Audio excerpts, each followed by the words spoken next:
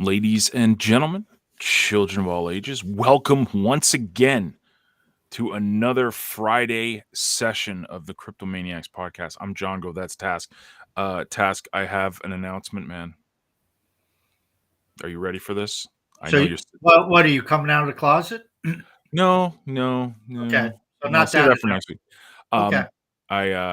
I succumbed to the peer pressure, and hmm I now have a blue check mark beside my name Yes, on I Twitter. saw that. Right. Am I one of the people that is made fun of now? I think so. I don't know. I think it's actually been stopped because people were taking like NewYorkTimes.com and getting blue checks and then tweeting out that Lockheed Martin. I, Do you see you that know, one? That was no, the best one. That was the Lockheed Martin. We've stopped supporting Saudi Arabia. It's like they're trying to start World War III or something like that. yeah. Oh boy.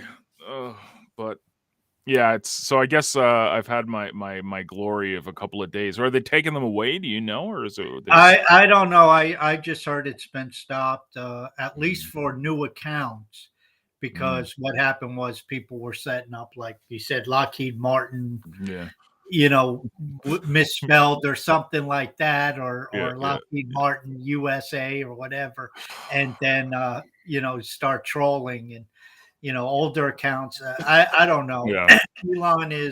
Elon's got his hands full. Let's Yeah, just he put it. does. It's the biggest babysitting session in the history of mankind. So, Yeah, and it's like you mentioned free speech, and all of a sudden the left is all pissed off because, like, how dare you allow people to have free speech? yeah, And then the right's going to take advantage of being, abusive assholes. So it's going to be a mess. And it's just fantastic. But you know what? We have good things to talk about. Well, kind of, sort of, because we're talking Hive. Good morning, Blaine. Welcome, sir.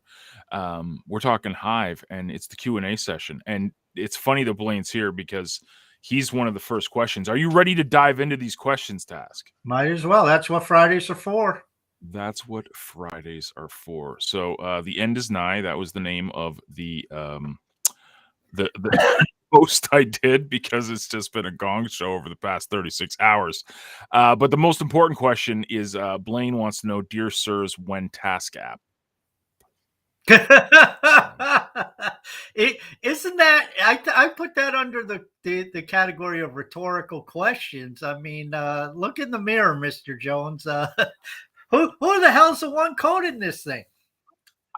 Dude, I just work here, man. I mean, he's I think he's trolling. I That's a I, I good would troll. I would say he's giving a little dig to each of us, but that's okay. That's I okay. mean, he's a smart guy. He knows how to do that coding shit, and you and I just talk about shit and try to confuse everybody simply because we're confused. Absolutely.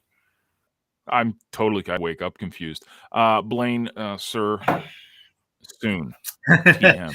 Well, Out. when you clear some of the other things off your to-do list, but the task Yes. app, maybe John, that is part of the solution to what Elon's dealing with.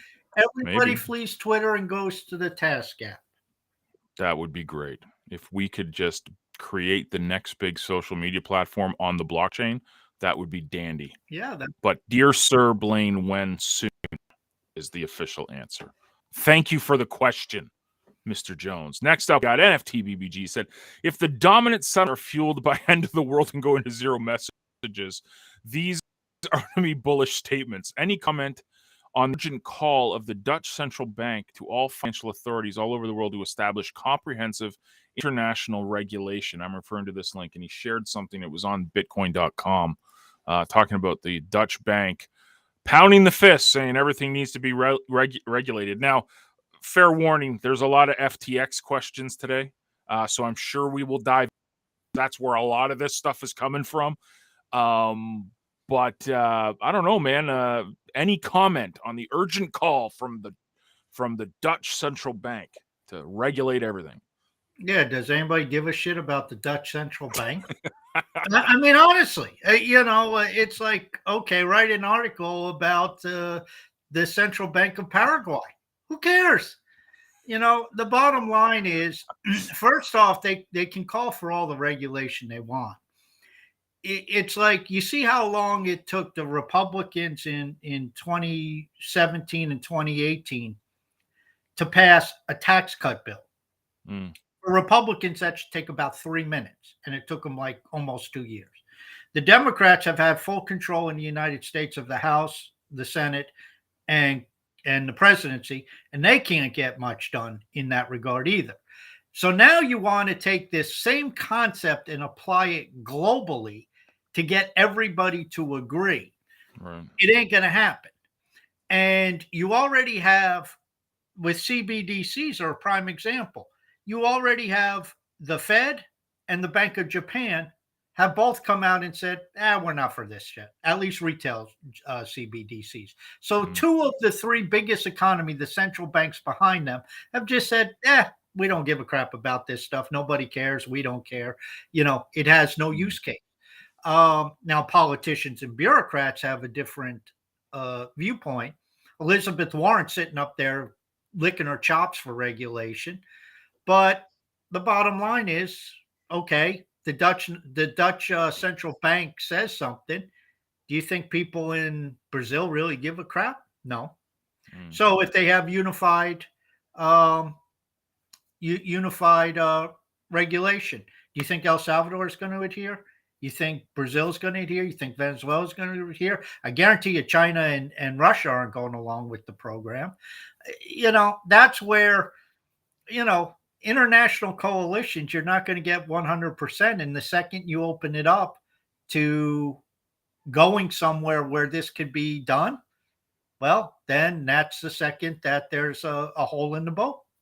Yeah. And that's the problem with regulation. It's like, forgetting the fact that whatever they sit down on paper, that is the law. That's the terminology. And so developers can just develop around it.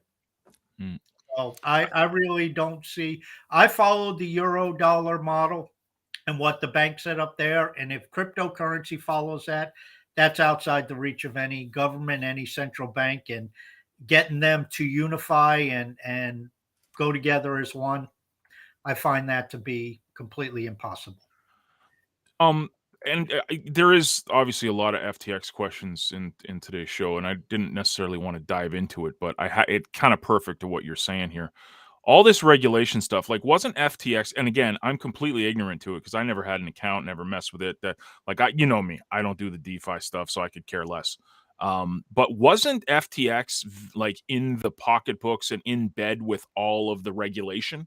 Like, weren't they trying to be the regulated ones? Like, he put together, in fact, it's kind of ironic, as they're filing bankruptcy, the U.S. Congress is voting on the regulation that he proposed and that he was pushing. It just shows the how asinine the system is. And it's the same story over and over again. I mean, the banks have been, FTX is no different than the banks. I mean, it's a situation of leverage. It's a situation of lack of liquidity. It's a situation of lack of quality collateralization. It's always the same story, and it's always driven by the same thing. Ultimately, in my opinion, it's greed. Yeah. And, bankers never go to jail. I don't think cryptocurrency people are going to be afforded the same outcome, but it's just they're doing the same thing the banks have always done. I saw this meme this morning, which was perfect, and it was like everyone running to get liquidity or get their assets out of these exchanges, like a run on the exchanges, and the banks are just sitting there going like, "Ooh, boy, I sure hope they don't do that to us," like, because they don't have everything backed. You know what I mean? Like, they don't have the assets to if there was a run on Bank of America. You know what I mean? Like, they can't pay all that out. So it's like, you're right. You're right. It's all no, it's but all why would there be a run? And I presume Canada has something similar.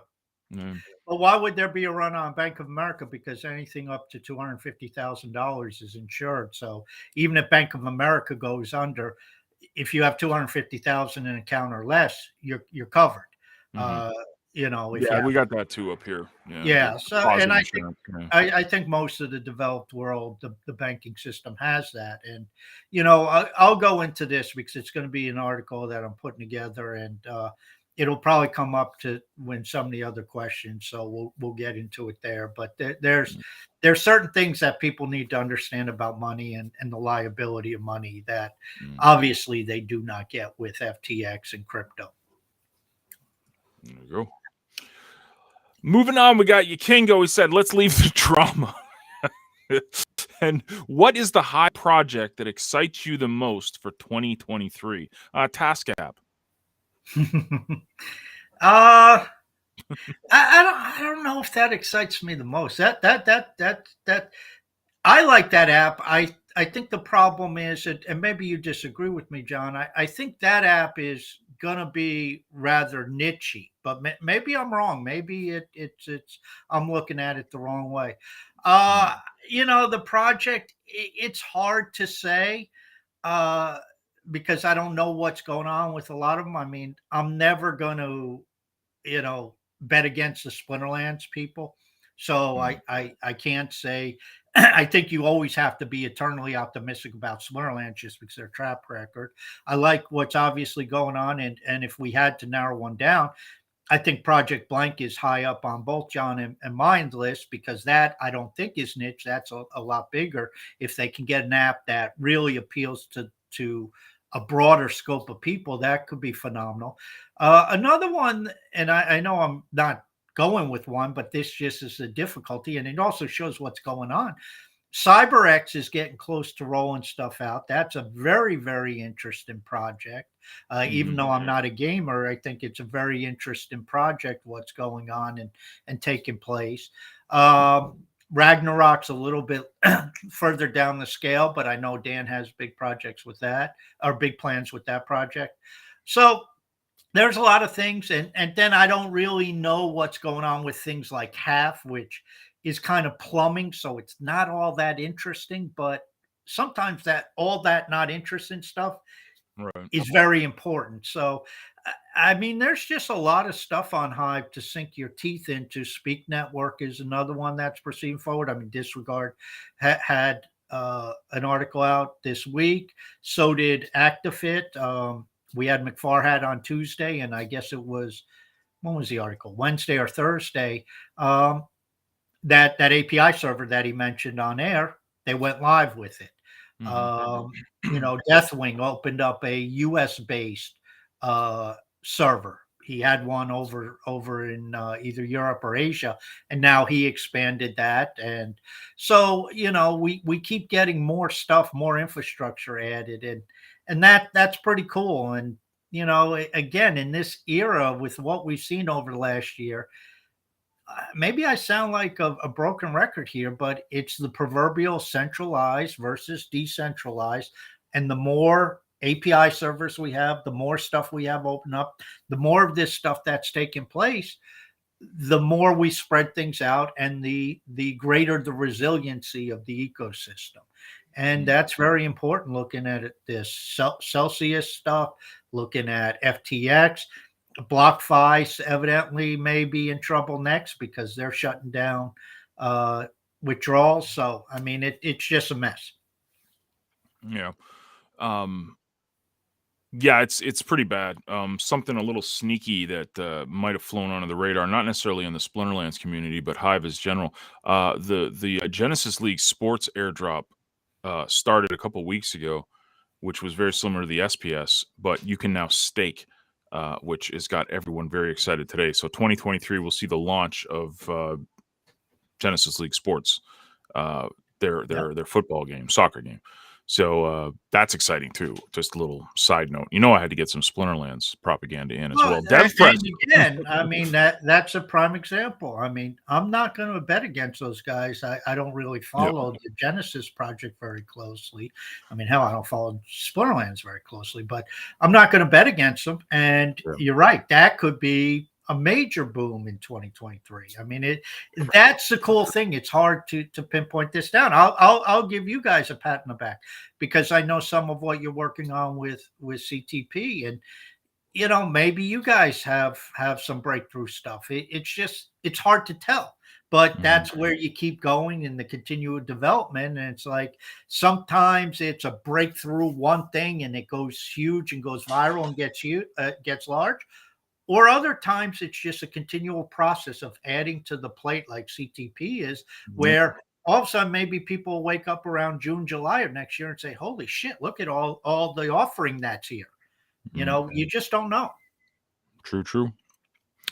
DevPress says, "Do you think this is happening because of the recession panic, or is this happening because of greedy people behind things like Luna and FTX? In No, it short, is has it nothing to do greed with or?" the session. It's typical over leveraging. It's typical unsound money management. It's typical idiotic behavior. It's people Yeah, not understanding what's going on, and not understanding liabilities and where they're exposed. And quite frankly, we keep going through the same fucking lesson, and people don't want to learn it in crypto. Not your mhm, keys, not your crypto.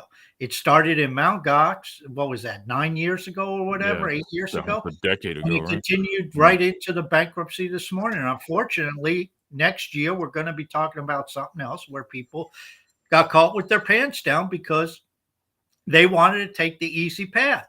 You know, those who are either stupid or lazy don't get very far in life. And with cryptocurrency, you can't be either. And, we kind of laugh, John, about, oh, ease of use and all this other stuff. Well, guess what? There are some serious stuff. If you want ease of use, you throw your shit on FTX and you risk losing it because now you right. are in inner, inner incorporating counterparty risk. You'd set up a MetaMask. I mean, yes, there's always a risk get hacked and shit like that. But you set up a MetaMask, you're in control of the keys. You have control of your wallet. If your stuff's in there, you're in control of it. If you have your Hive on Binance versus your Hive in your wallet on the Hive blockchain, you are at risk of Yep. having your Hive taken if Binance somehow gets slammed. Now, and maybe this is where people need to understand what the liability is. You go buy US treasuries. That's the safest form of money because you're guaranteed a payment. The US government Mhm. has never defaulted, and US government probably will not default for a long time because, as I've said, if nothing else, they can Ponzi debt it to the point where they can keep selling bonds and selling notes to pay off the old people. Ponzi did it. I like it. I like Yeah, that. Ponzi debt. Yeah. Uh, After that, you put your money into a savings account with a bank, you got commercial bank risk. Now, as I just said, because FDIC covers you up to $250,000, your money is safe up to that point. Above and beyond, you are introducing the counterparty risk. Whereas if the Bank of New York, Bank of America, or whoever goes under, anything above 250, you will lose. You become a Mhm. creditor, you go through a bankruptcy, but good luck on that. You put your money on FTX, there you, what's the liability there? The liability is, well, FTX remains solvent. If FTX doesn't remain solvent, yes, you could say, well, my Bitcoin, I'm in Bitcoin, I'm in the decentralized thing. Yes, but you just took your Bitcoin that you bought for $1,500, and even though it's 17,000 on its way back down from 66,000, you still have a nice profit. Except if it was on FTX, Right. you can get Yeah. that money out. So now you just took something that was decentralized and you introduced the counterparty risk. And that's the problem we've seen over and over and over again. And so, where am I going with this? When you start to deal with this stuff, like if you take your HBD, make it PHBD or BHBD, you introduce the counterparty risk of the smart contract it's written on, and that being hacked. You introduce the counterparty risk of Leo Finance and Cal. Now, you may trust those. Okay, that's fine. But if you take your HBD, put it in savings, your counterparty risk is actually the blockchain. So now the question is, will the Hive blockchain stop running? You guys can answer that. You guys being you and Blaine, emphatically no, because you're running a node. So Blaine could sit there and say, I don't give a fuck what happens. The software is going to keep running. Mm. At least one node will keep running because I'm going to keep it running. That means the counterparty risk of the blockchain not being there That's been removed. So now you got the only counterparty risk, or the only other risk, is the backing agent, which of course is Hive. And then that's when you get in the ratio, the haircut, all that other stuff. And that's why those mechanisms are in place to protect the integrity of HBD. So this is where people need to look at. And, you have your HBD, you have your Hive on Binance. Okay, that's all well and good, but what if FTX, what if what happens to FTX happens to Binance? And people say that won't happen. Probably not, but we didn't think it would happen to FTX. You have it in high power, again, who's the counterparty there? It's not Binance, it's not a centralized exchange, it's the blockchain.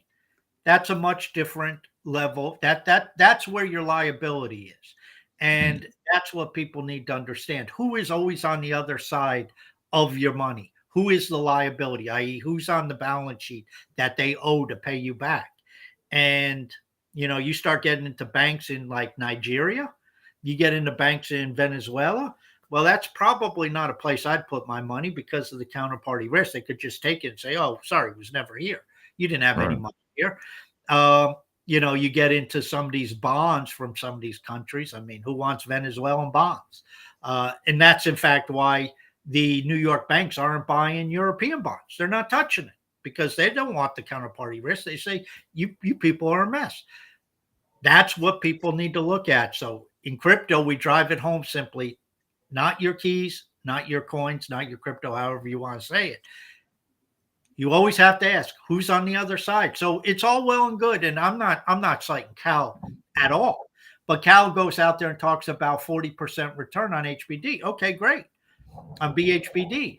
The question is, are you willing to assume the counterparty risk of Leo Finance, of the liquidity, of the smart contract? If you are, that's a great deal. Now, is that risk a lot less than FTX? As it turns out, obviously so. Is that risk a lot less than Binance? I would believe so. Personally, that's how I would size it up. But other people might size it up a little differently. More FTX stuff. Our friend says the FTX debacle is certainly top of mind in the crypto world at the moment. The opportunities for Hive as the only sizable decentralized blockchain, there are others, but they are tiny and fighting their own internal battles, are quite obvious. And Task has written about this extensively. What can we as a community do to speed up the process of getting to the Hive financial system stage sooner? As a non-techie and non-programmer, I'm looking for the action points to achieve this goal quickly. I don't know if there is a way to speed it up other than because a lot of what we're waiting on is infrastructure. And going back to Disregard's post and go read Disregard Fiat, his account, he's put up a number of posts over the last week or so, a couple weeks that talk about this stuff. And this is where we've talked about this for a while. We've been working on this. It's not like I make this shit up and I throw this stuff out there and somebody accuses me, well, nobody's going to go along with this. You just write this shit up. You don't build anything. Well, I'm not a developer, but I also do talk to other developers like Disregard. We have them on the show, and Disregard's been building. I mean, on his first visit, he says what excites him is creating decentralized open source software. That's what he wants to do. And what they're putting together with Honeycomb and what they're doing with the Speak network and these nodes that are in operation and all this stuff is tying into this idea. And unfortunately, as much as you want to speed it up, so does They Call Me Dan, so does Starkers, so do I. But none of us have the capability because it's in the hands of the developers. And unfortunately, development only goes at the pace it goes, especially when it's development of one or two people who are actually doing the coding. And that's where we're at the mercy of the pace they can go at. And, you take Blaine. Blaine wants to roll out shit a lot quicker. I mean, he'd be the first to tell you that. But, he only can get so much code down in a certain amount of time. And then the code that he gets down has to be worked through, has to be tested, has to be rewritten. That's just the nature of development and coding. And so really, the only thing I can say is just keep supporting people like Disregard Fiat. Keep looking at decentralizing things. Um, yeah, see, as Blaine said, when you're developing things that haven't been built before, it takes time. Yeah, that's another thing. Developers will use every shortcut in the book. If they could take code that somebody else has written and is working, they'll copy paste. They love nothing more than copy paste. But if there's nothing out there that does any of this shit, guess what? You're starting with a clean screen and starting from the first line of code. And that's just what makes it very difficult and time consuming. And that's why I put all this under the heading of infrastructure. Creating an app is not infrastructure. Creating an app is a lot quicker, a lot easier because there's a bazillion apps out there. The coding's out there. You can always take pieces and parts. You can always incorporate checkouts and wallets and menus and all that stuff. That's all out there. But when you're talking infrastructure, you're talking building decentralized exchanges, decentralized wallet system, decentralized node systems. Disregards working on multi-sig wallet stuff. They got to start at square one. So just keep supporting the developers, keep trying to decentralize stuff, keep talking about this stuff, write about this stuff, bring it up on Twitter, bring it up on Leo Threads, take in and support people, try to get more hive power into different countries, things of that nature. I mean, that's where we get resiliency from. Keep encouraging people who are discouraged on Hive and say, listen, we all went through that. Most of us came to Hive. We had 0 followers, 0 social media presence, 0 hive power, but we just got busy. That's that is the solution for everything. Get busy, get active. Amazing things happen. I was making comments before I get into the question here from Kimberly. I made a comment that, something that Task always says is, and I totally agree with, is that a lot of problems that we face are solved with more users. And that comes, that it's almost like the chicken and the egg. The developers, the users, the developers, the users. You have more users, it fires up the developers to get coding quicker. It's this beautiful cycle that I see on Hive, that we need this, so we get this, and we need more of this. Anyways, it's what you always said. What would 50,000 active users a day do for Hive? A lot more than 5. Exactly. That's for sure. And I wrote an article about Leo Finance. I said, listen, what happens if Leo Finance, if their project blank gets 100,000? Right. We don't know how many are bots, but it's supposedly Twitter has 300 million. We're not talking a major percentage of the microblogging population. We're talking 100,000 freaking people. And what would that do to this ecosystem? It'd be enormous. So, I mean, now you'd have millions and millions and millions of blanks or threads or micro blogs or whatever the hell you want to call it, tweets on the blockchain. You'd have millions and millions and millions of them a day. And then what does that lead? Does that lead into the Task app? Does that lead into some of those people enjoying log form content? Does that lead into CyberX? Does that lead into Roanoke, Splinterlands? Where does that all go? And that's the thing. It's the feeder system. Fiber Frau, this is Kimberly. She has a pretty funny question here. If I had a Bitcoin for every time I was told the world was ending, well, I'd be pretty rich. In 60 years of living through this stuff that was supposed to destroy us all, here's a few. Global cooling, now it's warming. Nuclear power. Global thermal nuclear war. Aerosol detergent, Donald Trump was supposed to kill us all. And coconut oil, now it's healthy. I could go on, but my question is, what do you think is the next ridiculous fad that will be in the financial arena, or the sky is falling disaster? What if you could crystal ball this? What do you think's the next crazy thing people are going to lose their minds over? I don't know. I mean, it's the fucking Kardashians are billionaires, which is still being used. So that just shows you the mentality of people. I'm just amazed, and it's a good point. I'll add one thing to our list that was big when I was a kid, was the ozone. Right. Yes. Ozone layer had a hole in it, and we right. were all going to get fried. Right. Yeah. It's and in fairness to both sides, Donald Trump was the end of the world, and now Joe Biden's the end of the world. So, it's the same thing. It's amazing how every election for like the past 16 years has been the most important election in Most U.S. important. history. Yeah. It's like, and as a little side note, I want to go into this. I evacuated for those of you who know, I live on a fucking peninsula. And so the wind blows across it at times. And sometimes the wind gets pretty healthy. And because I live a block from the beach and I was where it was destined to land, I did one of the things I don't usually do is I pick up and evacuate. And so I'm in the center of the state. And I did this, as I was telling John before the show, mainly because I knew I'd be without power at my place for a few days, which then, of course, would my hive operations were totally disrupted because of intermittent power, let alone power being out. So leading up to when this thing was supposed to hit, I'm watching the news, the local news, and we had it on, and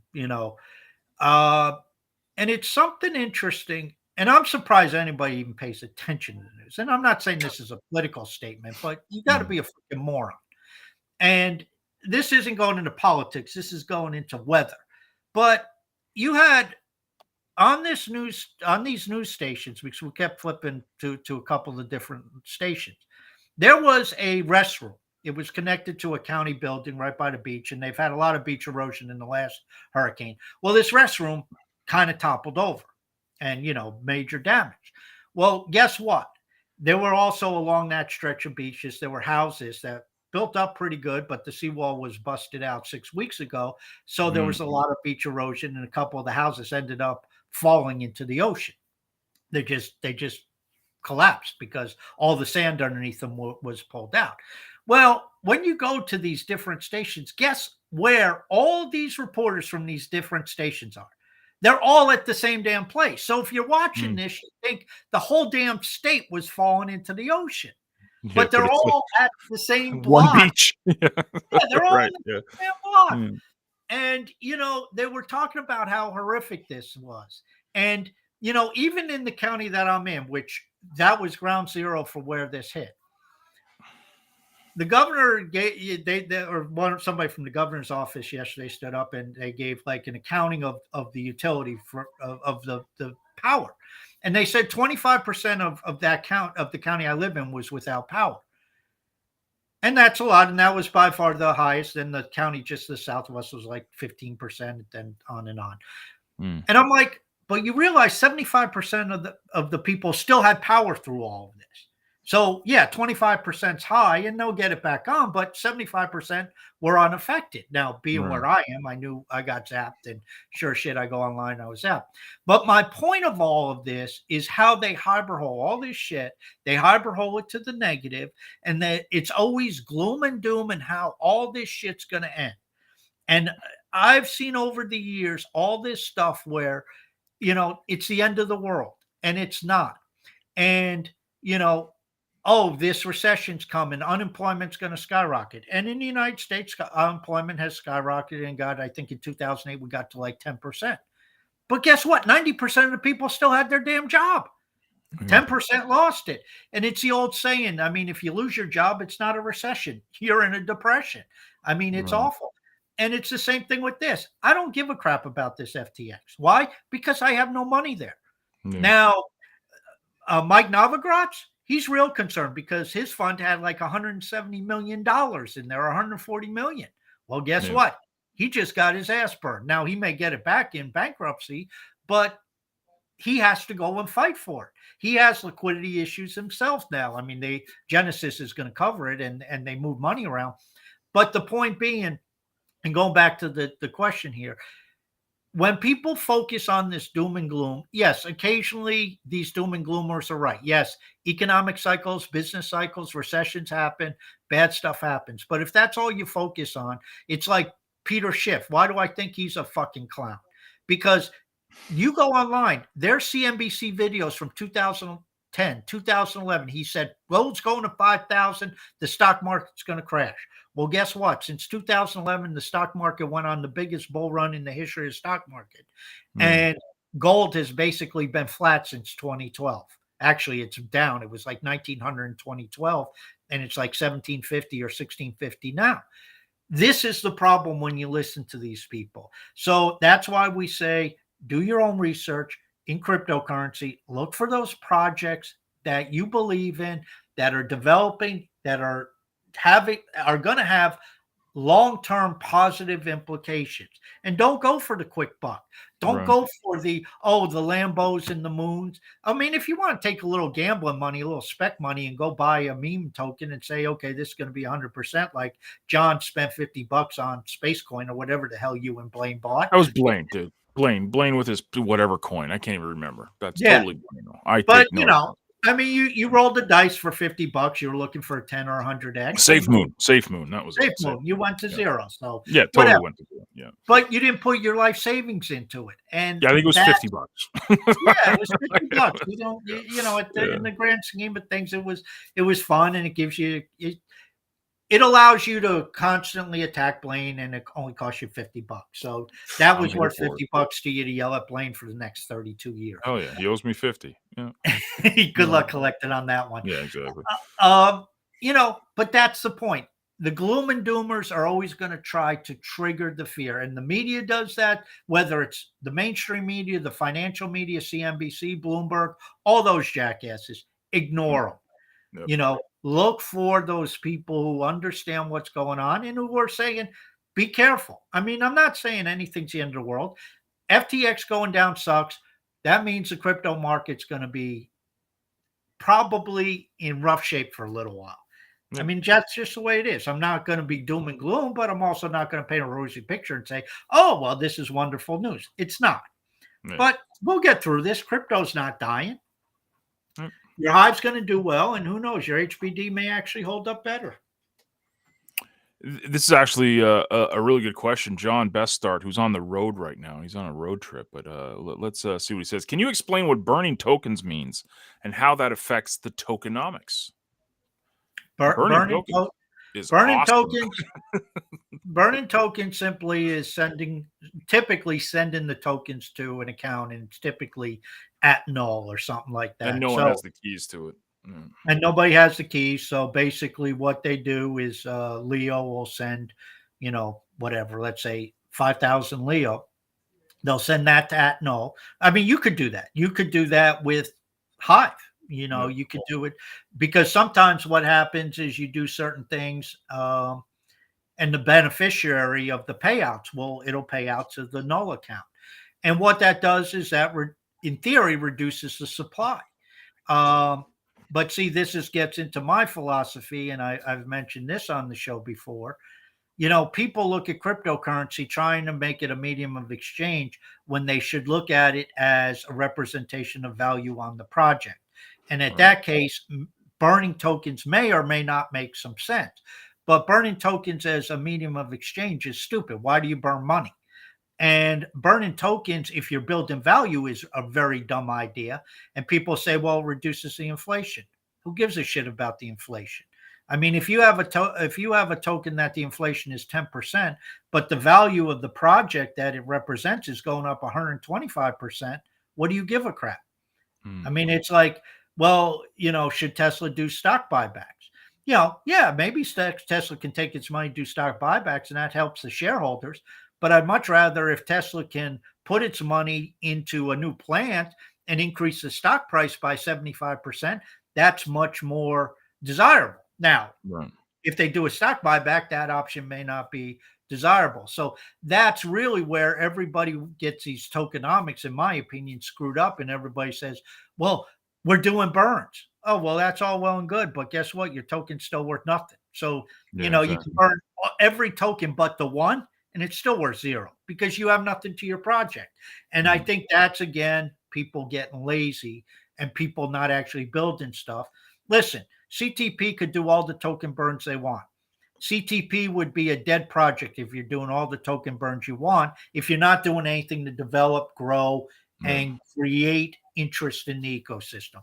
And that's more important than any token burn you can do.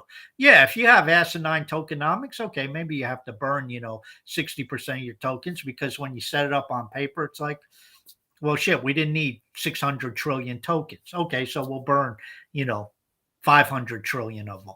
Okay, fine. That you do. But it's still, we don't have, this is the difference between crypto people so far and entrepreneurs, in my opinion. And maybe you disagree with this, John, but entrepreneurs walk in the door and they have a different mindset. They have the mindset of grow, value, user base, expansion, things of that nature.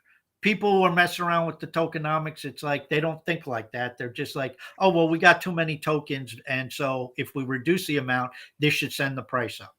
Because that's exactly what they're after, green candles. They think that if there's token burns, the green candles will show up. That's what Yeah, people in crypto are worried about, not about growth. exactly. The problem is if a project is dead, doesn't matter what your tokenomics are. Yeah, you could, like you said, you could have one token and it's worth 0. It doesn't matter. Yeah. Anyways, So it's a good point. Hope that helps, John. That's a good question. Because yeah, I used to think that too, and then started listening to Task a little bit more. I'm like, yeah, why don't you just add value to the token? Let it deal with it that way. Alex got a pretty interesting question. And Alex didn't have to remind me to do the CTP chat this week. So thank you, Alex. Appreciate it. I listen to a lot of podcasts on Bitcoin where I consistently hear the Bitcoin is the only blockchain that doesn't have a CEO argument for decentralization and community. There's got to be someone in the Hive ecosystem willing to come to a Bitcoin Maxi show and make a case for Hive, right? Yeah, they call me Dan, definitely. Look how him and Starkers. Him and Starkers, yeah, put them up. I'd pay to see that. Look how centralized Ethereum is. Look how centralized Binance is. Bitcoin is the only blockchain that is decentralized and belongs to the community. Who on Hive has the co-Johns, pun intended? I see what he did there. And knowledge to duke it out with the Bitcoin maxi pad. Who could we pester to have this debate? Well, Dan was on the show a couple months ago, right? And he said that. He actually said it on the podcast. He's like, I would love to go toe-to-toe with some of these people that are so anti-Hive or anti-DPoS or something like that. Like, he would love to debate. And he's always like, put feelers out there. Him and Starkers would be great. Starkers delves into there and gets head-to-head with the Bitcoin maxis. Dan's more into. It's funny. Dan will go against. Dan could go against the Bitcoin maxis, but where Dan could excel is he can take on the POS people, and he can go on the proof of work. I mean, both of them tie in because he does approach it from proof of stake. Starkers just goes head-to-head with. He gets into these pissing matches with the maxis. It's like, my hat's off to you, bro. I'm not going to cause myself headache. More patience than I do. He gets in there and he loves it. But the problem is the answer to your question. It's like this. It becomes a religion. And so it's like trying to convince a Christian that Jesus didn't exist or God doesn't exist or the Bible's fake or, a Muslim that Muhammad it didn't exist and all this stuff. And that's the problem with the Bitcoin maxi. First off, if you're a Bitcoin maxi, odds are you don't understand money. You think you do. You don't understand the money system. You think you do. And that's one of the major problems. And we see it all the time because you see the memes, the printing press goes burr. Well, if you're putting that up, that means you don't understand fucking money and you don't understand currency, and you don't understand ledgers, and you don't understand double entry bookkeeping or accounting. I mean, all this stuff is what people miss. And, you ask people what's back in the US dollar. They say, oh, the faith and credit of the US government. It's like, well, that's a dumbass move. Yeah. Who believes that shit? It's like, where'd you hear that? Oh, well, I read it on Twitter. I mean, that's how it is. I read it on Twitter from the new verified account. I mean, how come Facebook's so popular? Well, they have a thing called the network effect. You don't think that applies to money? And then you just go on and on and on and on. And so, the problem with this stuff is trying to argue with these people. They're not going to change their mind. They believe what they want to believe and they think they're right. And they'll go down with the ship. And you can't tell them that. You can't begin to tell them, like I've talked about, we've been in deflationary money since 2008. If you understand how money works in the global financial and banking system, we've been in deflationary money globally since 2008.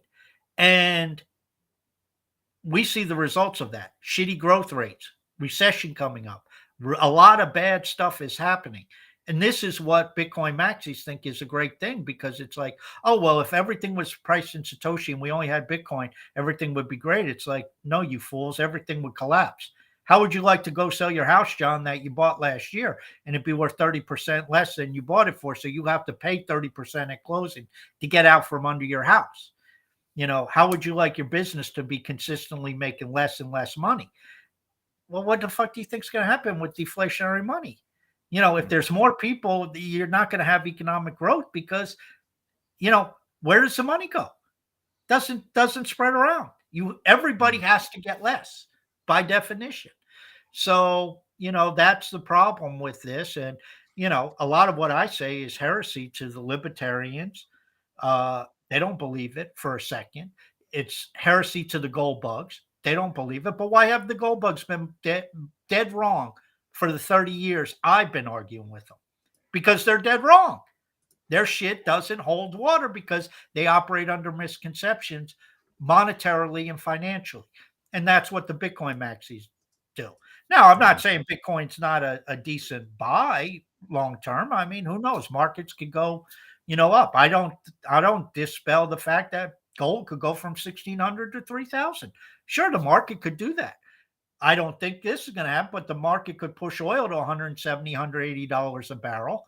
I don't think the economy could sustain it. So if it happens, expect a crash, but it could happen. Markets do market things. But at the end of the day, if you understand, and this is what I try to convey in my writings and my videos, of how the system, and the banking system in particular, actually works with money, that's what we need to create with cryptocurrency, not these fallacies and these myths that these people believe in because, oh, well, the gold standard, everything was rosy. There's a reason in the last 50 years, you've had the greatest increase in technological advancement in the history of humanity. It takes money to do that, and getting off the gold standard myth, which was a myth, was one of the things that did that. Dude, you are just you should go up against these guys. You definitely have some fun. You're pissing everyone off. I love it. Jimmy, I'm gonna actually combine. We got Jimmy's question with ad creator who is Barb. They're both FTX. First, Jimmy wants to know how much of an impact does FTX have on Hive, and then Barb wants to know what does it mean with FTX going under. And then, one of them went back and she brought up Luna, because Luna was the one we had earlier, Terra Luna. But that was different because that was a project, that wasn't an exchange, while FTX is an exchange. So what do you think? What's the crisis on Hive? I mean, for me personally, what I made this post this week where Addicted put a tweet out, and it was brilliant. It was like he was pissed. He was just like I'm sick of this. Like this. We had nothing. Hive had nothing to do with this exchange. This stupid exchange. This billionaire pissed away everyone's money, and now we have to suffer it. We have to suffer 50% losses on the price of Hive, and we weren't even on FTX. Like, that's just, once crypto starts decoupling from everything going up, everything going down. I guess that's kind of like the markets too with traditional stocks, but it's like if something bad happens in crypto, it's like it's here, end is here, and everybody just sells. Everyone wants to, like, there's no one has any type of, that's why I love calling a stable coin a stable-ish coin, because we're okay with it going down to like 95 cents, 90 cents. It'll get back up because of the stabilizer. So I love the flexibility we have, but everyone in crypto just loses their mind when something like this happens. Well, that's markets. The two emotions in markets are fear and greed. Yeah. And we talked a few weeks about, I went on a rant about people just being insane with markets. Everything needs to go up. No, fear and greed. And when there's fear, markets go down. When there's greed, markets go up till they flip flop. And then the fear takes over and the greed ends, and then markets crash and bottom out when the fear turns to greed and people say, I'm going to make $1 bazillion. And that's how markets are. And, that's why people operate on fundamentals and all this other stuff. They have a very tough time trading. They have a very tough time with market swings because market swings have no logic to Long term, I mean, obviously, you go into the equity market, earnings are important, growth is important, all that stuff becomes important. Your balance sheet, income statement, all that stuff. And we talk about in crypto, the equivalent is those projects you believe long term, the projects you see with development, the projects you see that are developing use case and have a future and are not just hype and bullshit. That's where you focus upon. But that doesn't mean you're going to be exempt from swing. So what's the impact of FTX on Hive? So far, it looks like it's about 40% because that's what the or 35% because that's what the token's been whacked. Right. It could be bigger. I don't know. We could see 25 cents, 20 cents. I don't know where this ends. Um, there certainly is an impact, but somebody put out, I think it was a Cydio, but I can't swear to it. But he made a very valid point. One hive is still worth one hive in terms of resource credit. So again, that goes back to what you always talk about, John, is utility and usability. Every time you hit that upvote button, it's still the same upvote as you had a week and a half ago. Right. Yes, it's worth less in US dollar and probably euro and Canadian dollar and everything else, but it's still worth the same vote weight as it was, other than the changes within the Hive ecosystem. I mean, if you powered up a shitload of HP, then your vote weight went up. If you powered down, your vote weight went down. But you still got the same resource credits. You still have the same ability to operate. Your governance vote is still the same. So that's really where, yes, proportionally speaking to fiat, it went down. It went down probably against most of the major currencies because Hive dropped more than Bitcoin or Ethereum. But then there's other tokens out there. Hey, maybe the price of Hive actually went up against them. Cal put out, is 35 cents a good time to buy? And he concluded it was. And then the price actually dropped down to like 29 cents right after that. So, markets are going to be markets, but if you think it's a good opportunity, and I'll give a little bit of my trading. I don't do this much in crypto, but Tesla, which I'm a big fan of, I've held Tesla for a number of years. It's been getting beaten up. I've been buying over the last 2 weeks. Are we near the bottom? Hell, I don't know, but I'm getting at prices that I would have loved to buy at 6 months ago, and I'm getting it now. And there may be some better prices to buy 2 weeks from now. I don't know. So again, it's what are your long-term plans? FTX is going to echo throughout the cryptocurrency industry. It's going to cause more problems with the regulators. It's going to cause more, Elizabeth Warren's going to be up there banging her drum. Drooling at this. Yeah, I mean, this is what's going to happen. And to be honest with you, we brought it on ourselves. We brought this on ourselves all along. John, you call it green candles. I'll just say greed. The Lambos, the mooning, the ICO craze, all this other shit. It was the same thing all along. And this is no different. This is just somebody who leveraged his company up way too much. He ended up with a liquidity problem. Was he sabotaged by CZ? I haven't looked at it close enough, but that wouldn't surprise me either if somebody went in and did that shit, just like people went out and sabotaged Terra Luna. I mean, that was a sabotage deal.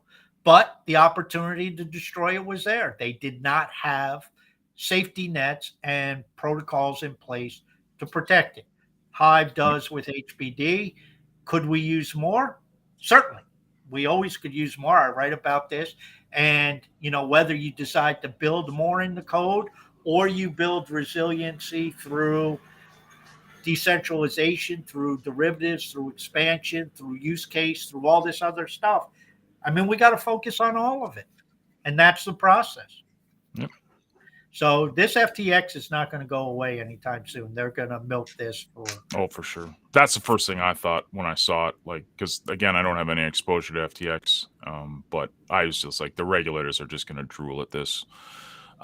Finally, we got Lisa for the last question. It's an FTX, but she wants to know because again, very similar to me, no knowledge of FTX other than I knew it was the guy with the crazy hair that ran. That's all I knew. Like, I couldn't even say I just knew his initials were like SBF. That's it. Yeah. But she said, so FTX is an exchange like Binance, right? Yes. So the fact that they are crashing is a good argument to keep crypto on a cold storage device or risk losing it. How difficult is the process to moving crypto to a cold storage device? Not that I have a ton of it to worry about right now. So this is a ledger. That's cold storage right there. This is a ledger. This has absolutely nothing on it because I have no Bitcoin or Ethereum.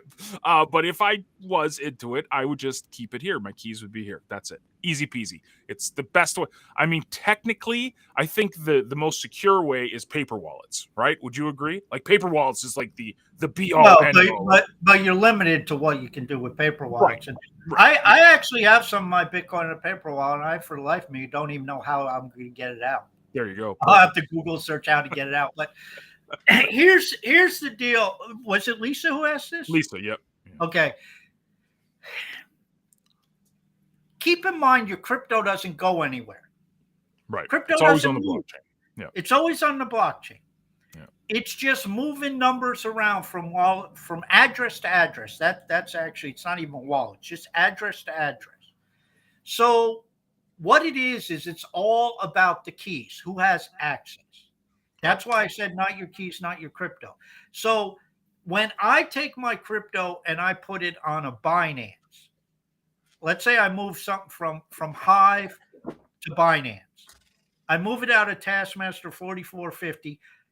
I actually am not putting the Hive on Binance. I'm moving it from my Hive account into Binance's account. They have some type of account on Hive that's there. Now, their system will read the Hive as being in my account on their back end. So if I move 500 Hive over, it reads it that of all the Hive that's in this wallet, 500 of it belongs to me. Then if I take my Hive off that account or off the exchange and send it to my Hive account, they will take 500 Hive out of their wallet, which might have, 10 million Hive in it or whatever, right, and put it in my account. So it's the same thing as if I sent the 500 Hive to John G. Olson. It's just changing the account. And the difference is I don't have the keys to Binance's account on Hive, nor do I have the keys to John G. Olson's account on Hive. So it is all a matter of who has the key. And so if you're taking your crypto and you're putting it in some type of cold storage, you're basically moving it from one account to another. And John's ledger there has keys in it. So when he goes to access Bitcoin, Ethereum, Litecoin, whatever he would have on there, to move it out, it needs his key. Well, guess where the key is located? In his device.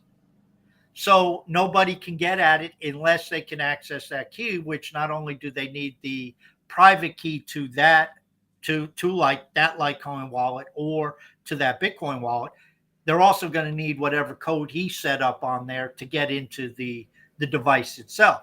Mm-hmm. That's why it's much safer. That's why it's also much safer with Hive. And we talk about keep your crypto on Hive, because when it's in your Hive wallet, if Binance goes down, what's going to happen to the Hive in your Hive wallet? Nothing. Right. You have the key to it. So that's really, when you look at these exchanges, people think we're actually sending it somewhere and it's resident off chain. No, it's still on chain. It's just a matter of the keys. Who has control of the keys? Not your keys, not your crypto. John put some Bitcoin, John put some Ethereum on there on his ledger. It's his keys. Yeah. Nobody else can access it. If he puts his Litecoin on Binance, somebody else can access it. He puts his Litecoin on, leaves his Litecoin on Coinbase. He doesn't have the key to that account. That's Coinbase that has the key to that account. He's encountering, that's what we talked about earlier, the counterparty risk. Not only are you trusting that Coinbase, Binance, FTX doesn't go under, you're also trusting that they give you access to the keys. That's why they can stop withdrawals, because they control the damn keys. Who on Exactly. Hive can have their withdrawal stopped? Nobody. Nobody can stop John from taking his Hive out of his Hive account or his HBD out of his HBD account. The only thing is, if it's powered up, he has the 13-week time in the code. But if he wants to take Hive and go to the internal exchange and swap it for HBD, if he wants to take his Hive and send it to me, if he wants to send it, so nobody can stop him. He can withdraw all the Hive. He can take his Hive and send it to Coin. Well, he can't send it to Coinbase because it doesn't take Hive, but he can send it to blocktrades.us and swap it. Nobody can stop him because John has the keys. And that's the difference. That's why we have to keep pushing this idea of decentralization. And I sent out a tweet today. I said the difference is Hive gets overlooked, and that upsets some people. Other people on Hive said, we just say, screw it, we'll just build it ourselves. And that's what we're doing. Fuck it, we'll just go build it ourselves. And that's what the disregard fiats, that's what they call me Dan and Starkers, that's what Blaine, that's what people like that are doing. They're saying, okay, screw all this other stuff. We don't care what they're doing. We'll just build the infrastructure ourselves. Whatever we need, we'll build. I love the fact that, and just one more touch on what Lisa asked. She wanted to know how easy it is.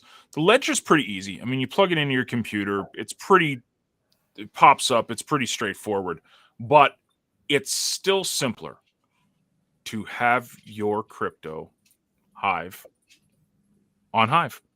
That's still for me the best protection you're going to have because you have the keys. If it's powered up, there's 13 weeks, so you mitigate risk. You might lose a week. Anything liquid you might lose, but if it's powered up, you have 13 weeks to solve it. And if you got witnesses that, can verify who you are, you're good to go. So to me, Hive is the superior, the easiest way to keep crypto safe. But again, I'm very biased. But when it comes to Ledger, Lisa wanted to know how hard it is to do the cold storage thing. It's pretty straightforward. You plug it in. Yeah, Ledger, all Ledger is, and you got to keep updating it. That's the biggest pain in the ass. And there's something you download an interface. It tells you all this. Ledger, but sending stuff to the Ledger itself, once you set it up, you just copy and paste an address. There's an address there's a wallet address in the Ledger for the different tokens, and you just send the crypto in there. The same as you would anywhere else. So if you're sending Bitcoin, you would copy the Bitcoin address and send, the Bitcoin from wherever you are, let's say Coinbase.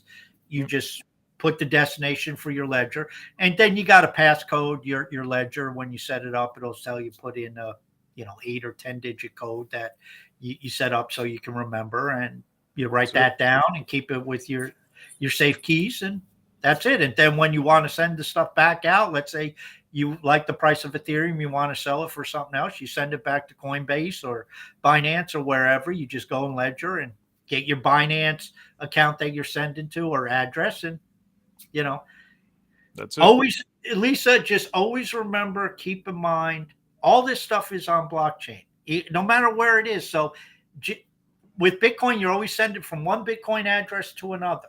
Whether it's in cold storage, whether it's on an exchange, whether it's in a Ledger account, you got to send it to another Bitcoin account. Same thing with Hive. We got to send it to another Hive account. It's just a question of who controls that account. If I send John $25 HBD, once I hit send, that's his. I have no control over his account. Yep. But I still have to send it to that. Now, if I set up another account that I have the keys for, Taskmaster 3350, and I send it there, well, I still have to send it to another account. The difference between that account and John's is the second one I have the keys to. His account, I don't. Yeah. And if you keep that in mind and realize crypto doesn't really go anywhere, it's always on chain. It's just whose account, whose control. And if you understand that premise, make sure you're in control of your crypto. If you want to leave a little for trading on an exchange, fine, have fun. But don't leave the majority on there, or else you'll end up like Novogratz. You'll end up having to go to bankruptcy court. Now, this guy has the money to get a ream of attorneys to make sure he's probably at the head of the class. Yeah. But if you had $10,000 in Bitcoin on FTX, now you're on Gox. You might see it, if you're lucky, 10 years from now. Be safe out there, guys. Good show, man. Good questions. We got a stack lineup coming up. We got block trades on Tuesday, Crimson Clad the following Tuesday, which is a first appearance. So she's got to get a badge. But block trades has a badge already. So he's good. He's fine. So we got block trades coming up on Tuesday, which is I'll be honest with you. I don't know if block trades really worries about whether he has a badge from us or not, John. Well, dang it. It cost me 25 cents. So I hope he likes it. If you talk to him nicely, maybe he'll send you 0.25 HBD to make up. Right. Yes. Maybe he will. Or ask him to cut, or better yet, ask him to cut your fees by 0.5% next on your block trade. So that might work out better for you. Perfect, dude. Have a fantastic weekend. Everyone out there, have a fantastic weekend. We will see you on Tuesday with the good sir block trades.